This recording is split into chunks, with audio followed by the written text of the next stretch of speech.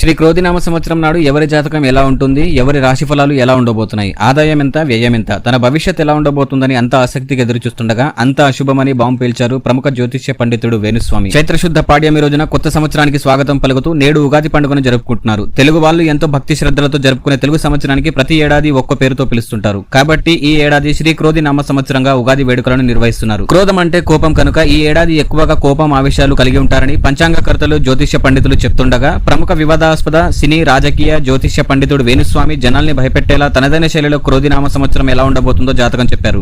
క్రోధి అంటే క్రోధం అనుకోవడం తప్పు, విరోధం అనగానే విరోధి అనుకోవడం తప్పు. క్రోధినామ సంవత్సరం అంటే క్రోధిస్తుంది అనుకోవడం కూడా తప్పే.